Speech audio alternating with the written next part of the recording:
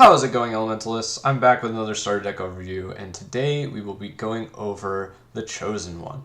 The Chosen One is an Earth Light Enhancement focused deck that basically seeks to stack as many buffs as possible on a unit. You take a strong unit, stack as many buffs as possible on it, provide it support and escort down the field, and you march that unstoppable juggernaut to your opponent's front door and seize victory.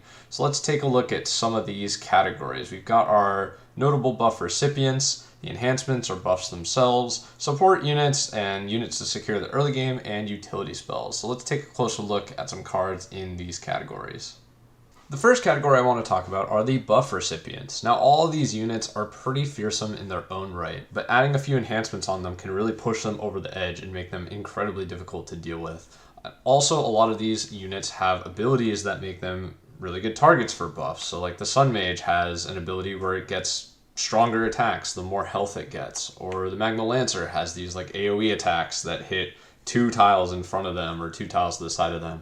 So a lot of these are very good buff recipients because of their abilities and their natural stat lines. But the one I really want to highlight is the Minotaur. I think the Minotaur is a really good symbol of what I'm talking about just because it has good offense and defense just on its own. It's got 3 armor. It has pretty decent attacks, especially on the sides. But it has this ability to cleave and use to attack edges when it attacks. So it can attack in the front and the side, or both sides, or whatever you need to get the job done. And this is really important because when you're putting all your eggs in one basket, it's important that that basket is able to deal with multiple threats if there happen to be some. You don't want to set up this huge unstoppable force and then your opponent just goes around it and ignores it, or has so many things to deal with that even though nothing can take it head on, it's just outnumbered and outmatched in that regard. And just like basically swarmed and pinned down. So it's really nice to have an ability like this that can deal with multiple things at once. And that's why I think the Minotaur is a very good buff recipient in this deck, but generally just gets across what I'm talking about with buff recipients in general. How it's just strong on its own and has a nice ability, but with a couple enhancements just becomes over the top powerful. So now that we've talked about the buff recipients some, let's talk about the buffs themselves. We can buff all manner of stats on our units, and a lot of them are pretty straightforward, like the Chosen's Boon. This card will heal the unit right when it's attached and increases its max health. Berserker's Rage can increase the attack of your unit at the cost of potentially losing health if it isn't in combat at the end of the turn. And Stone Barrier, which can set a unit's base armor to 3. This is really good for less armored units in the deck, like the Sun Mage and stuff like that. There's also the Mirror Mail, which I think I touched on when I was going over the Radiant Pack, but this is a very important card in this deck just because it protects your investment. The last thing you want to have happen if you're stacking a bunch of enhancements on one unit is for that unit to suddenly disappear or constantly be frozen or anything like that. Get killed, you lose all the buffs, all that. You don't want any of that. And what this does is it will stop basically all spells from your opponent. All burst spells, all attached spells. Those are all non-banner spells and most of the spells in the game. So that can help secure your investment and make sure that unit doesn't suddenly just disappear. And the last card I want to touch in this section is Might of Gaia. Might of Gaia is one of the most slept on cards of all time, and I really just don't understand. This card is incredibly powerful. It gives all of your units 2 more armor. Yes, they do get stressed when they use their movement, which normally they wouldn't. So if you do move and attack on the same turn, you end up getting 2 stress, but that still leaves you at the printed value of armor on the card, which is better off than if you didn't have this buff and you moved and attacked, you would have 1 less than the printed value on the card. And on top of all that, it gives you the player 2 armor. So if somebody wants to skirt around your big units and try and just hit you in the face, it's not going to work out so well because now you have an armor rating as well, making you harder and tougher to take down. This card is incredibly powerful. It makes all of your units so difficult to deal with, and I'm just tired of people sleeping on it, so I just have to highlight it. So now that we talked about who we're going to buff and what we're going to buff them with, let's talk about how we survive until that point and make sure they survive until that point.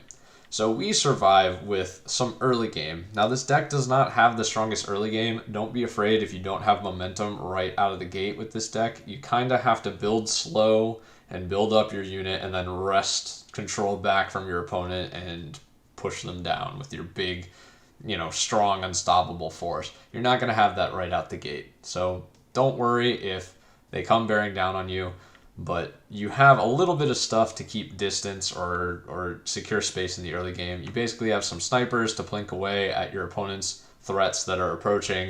You've got a scout to secure a little bit of early game space, and a wall to try and wall them out. Beyond that, you're basically playing your lower cost buff recipients to just throw them down on the board and kind of hope for the best. They are strong units even without any buffs, so hopefully they'll be able to turn the tides on their own while you build time to build them up.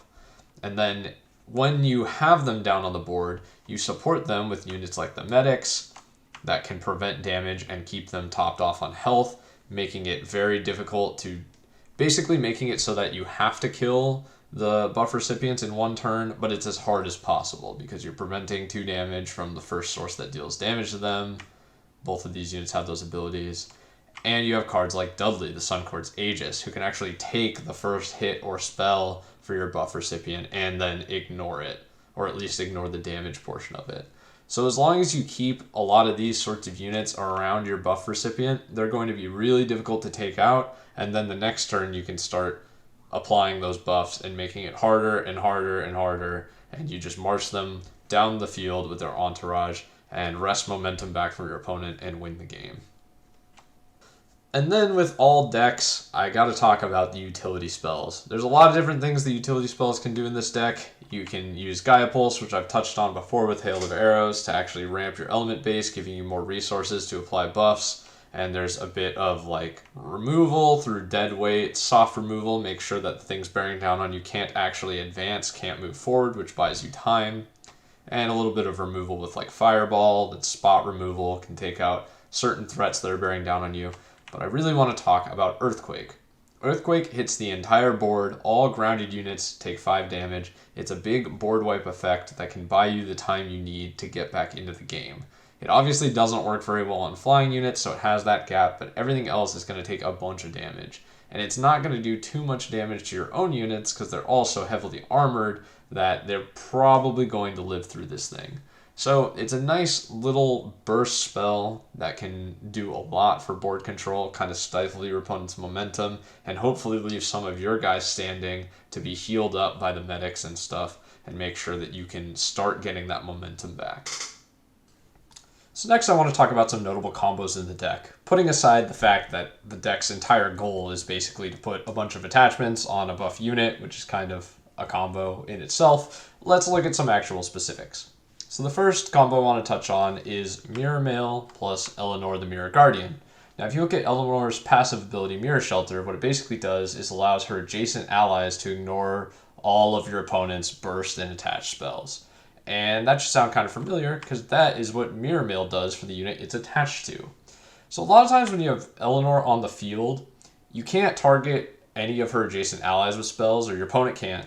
So your opponent's response is, well, I'll just direct all my spells at Elanor, the thing that's kind of propping up spell immunity for all the things around her.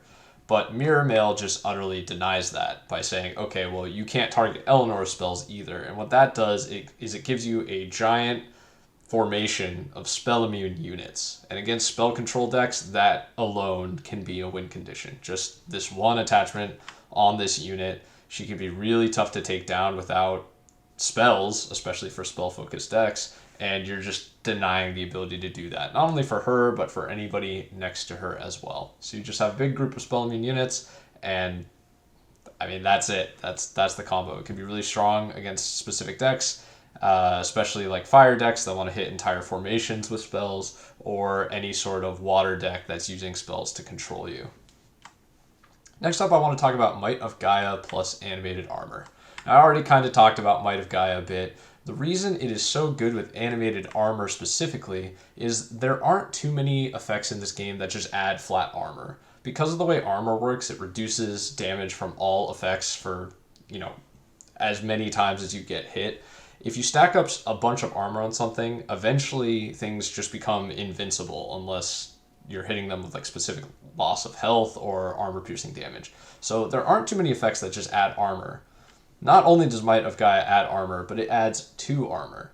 And that bumps the animated armor, who has the highest base armor in the game at 4, up to 6. And once you get to 6 armor, I mean, if you just look at its own attacks for reference, a lot of things aren't going to be able to pierce your armor. Animated armor couldn't hurt itself. Even Elanor, that has better side attacks, can't get through 6 armor. 6 armor is a really, really tall order. So although animated armor only has 3 base health, which is quite low, the 6 armor is going to make it incredibly tough to take down. And not only are these two cards just really good together, but they also play into each other nicely. They both cost 4, but animated armor already costs 3 earth, and Might of Gaia just costs that 1 more at 4 earth, so they kind of chain into each other nicely. So the two of them go together really, really well and can make animated armor very, very difficult to deal with. You need very specific effects to get rid of this guy. Once Might of Gaia is on the field, as soon as he hits the field, he's just really tough to take down. And the last combo is the Chosen's Boon and Sun Mage. So Sun Mage's attacks get stronger the more health he has, and Chosen's Boon not only heals him when it's attached, but gives him 3 additional max life so that his attacks get even stronger. The value here is very obvious. Not only does Sun Mage get the extra health, but gets 1 extra attack from this, making it a pretty good combo. If you stack 2 Chosen Boons, then the Sun Mage actually gets 3 additional attack, and it just goes up from there. So these two cards work really well together as well. So these combos are all basically like a unit and either an attachment or a banner that are going to strengthen them. The reason I want to highlight these are great ways to get the ball rolling. Like if you have one of these units and one of these attachments, it already sets you up for success just with the first one. And then from there, you can go ahead and stack on more and more on future turns, and then it just gets the ball rolling the fastest. When it comes to starting picks with this deck, as always, it kind of depends whether you want to play safer or riskier, and whether you're going first or second. So if you're going first, I think the safest option would be to start with a Scout. A Scout is the mobile 1-drop of the deck. It gives you some early game presence and hopefully can buy you some time to help get to the mid and late game where the deck is stronger. If you're going second, unfortunately I'm going to have to recommend the Scout again. This deck doesn't have a lot of really strong 2-element options, so it kind of struggles in that regard, and there's not much I can recommend more than a Scout. You could start with a Sniper, but Snipers on their own are going to kind of struggle because there's nothing to prevent things from advancing on them, and they don't do super well just pound for pound in a fight against other melee units. So I think I would have to recommend the Scout again. You could also opt for a Rooted Sentinel if you don't mind potentially not having a play on your first turn and you're going second. Then on your second turn, you could play a Rooted Sentinel. This is the deck's cheapest buff recipient, so it's the first really strong buff recipient you can get out on the field, and it's just a really efficient space controller. If you know you're not against a deck that's highly mobile, most things are going to have a tough time getting around this thing, and most units cannot fight this straight up. Most of them are going to want to either try and get around it or wait until later in the game where their stronger buddies can come take this out. It is very, very efficient for 3 elements. So just putting this down on the board, even if you didn't have something in the previous turn, can help buy you that time you need for this deck to really shine in the mid and late game. Now, if you don't mind playing a little riskier, you could opt to start with a Gaia Pulse. Gaia Pulse will replace itself because it allows you to draw a card, and it adds an element, so it ramps your resources. And it's one of those cards where if you are going for an early Gaia Pulse, if you're trying to play it on turn 3, you will definitely be on the back foot when it comes to board position. You know, your opponent is almost certainly going to have a more developed board than you and is probably going to be close to your front door with a bunch of threats that might make you nervous. But Gaia Pulse can give you the resources and the cards to hopefully play some units that can turn the tides, right? You'll be playing an element ahead at that point and can play some of the later game units that this deck has to offer to try and turn that tide and win the game. So it is definitely a riskier option, but it can work out. Next up, there's Earthquake. Earthquake works as a board clear. Again, as long as you're not against a highly flying deck, so like wind decks, for instance, are going to have a large amount of flying units compared to their grounded units. As long as you're not against one of those, this can serve as a board wipe to basically negate the first few turns of the match before you were able to play this. And then all of a sudden you're making up for your lack of board presence with just a spell that makes it so your opponent has no board presence either by dealing 5 damage to each of their grounded units. So it puts you and your opponent on even footing when it comes to the board, but now we're in the later stages of the game where this deck is much stronger. So hopefully from that point forward, you can start playing some big threats and, start buffing them up and doing what this deck wants to do now that we're done with the pesky early game where you might just get rushed down. So that's Earthquake. It can start to clear the board and basically get you the time you need to build up a big threat. And as always, you could just opt to pick some of the heroes in the deck. At 5 elements, Elanor is going to be a dead card in your hand for quite a while, but against especially like spell control decks or decks that run a lot of removal spells, they really do not like seeing this card. So I could see starting with Elanor in those sorts of situations, because just playing her, that gives them only a little bit of time before she's just too strong to deal with. And then at that point, it's going to be lights out. And Dudley, we kind of talked about Dudley before. Dudley at 3 elements is one of the best support units in the deck for the cost. So the ability to basically ignore one effect that deals damage each turn gives him some of that longevity that helps give you some board presence in the early-ish mid-early game where you really need it before this deck really takes off. So I can see opting for Dudley. He makes other units a lot stronger and a lot hardier and tougher to take down. So that's kind of his thing. And even though he's supporting maybe early game units in the early game, he scales up well to supporting your biggest threats in the late game. So as long as he stays on the board, he can change kind of who he's next to and who he's supporting to kind of transition you from that early game to the mid game and beyond. And lastly, we have Elio the Woundmender, we haven't really talked about. Elio is basically a souped-up medic. He can heal at a distance for 6 health split among any of your allies, and also prevents twice as much damage with his reaction ability. So he prevents 4 damage to adjacent units. So whether he's just tucked away safely on a corner of the board, he can heal everybody, or if he wants to wade kind of into the fray himself, he can start preventing just a ton of damage to adjacent allies, at least once per turn. The only drawback from starting with Elio is he takes 3 light units to play, or light elements to play, which can be a tall order in this deck. This deck really wants to have some earth by that point in the game. And also, he's definitely not going to be winning any games on his own. He needs a board to support. So playing him right on turn 3 may not be the tide-turning impact that you need for him to be. But later in the game, turns 5 and 6, when you have more established board presence, he definitely can be the support that your main threat needs to make sure it's constantly full health and just has basically 4 more effective health because of that damage prevention ability. Or he just draws aggro from your opponents because they need to take him out before they even consider taking out your threat, because it's just too strong with Elio around. So Elio can be a really strong card, and I don't blame anybody for wanting to start with him. It's just a much riskier play due to the element cost and just needing to have a board presence before you really start seeing the benefit of him.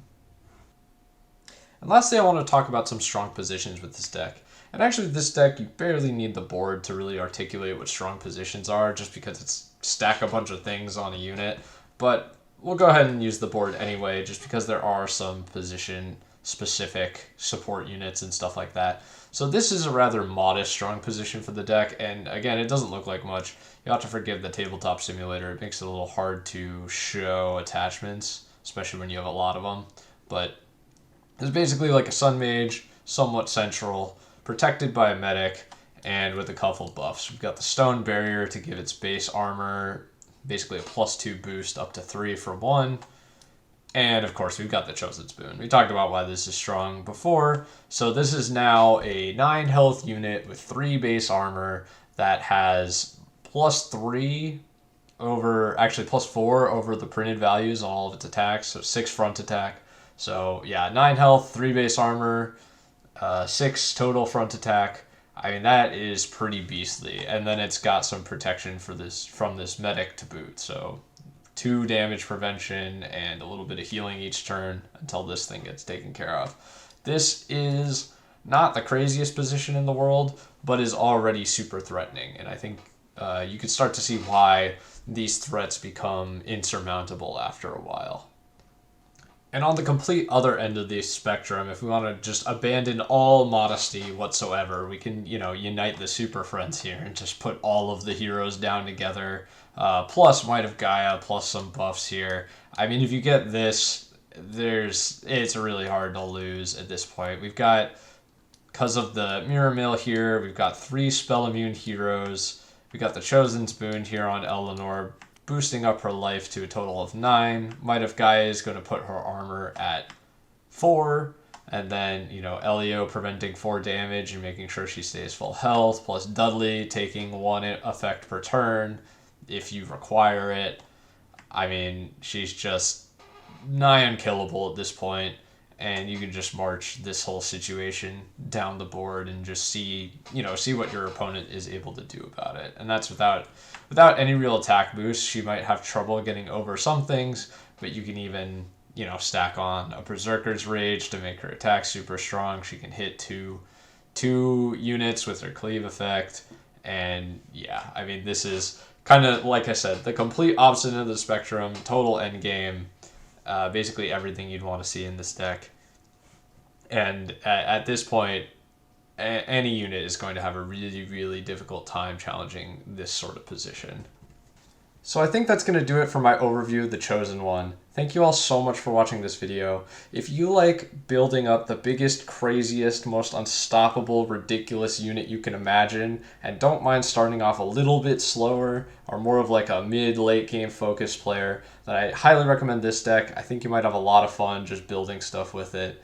And as always, I look forward to seeing you on the field of Elementile.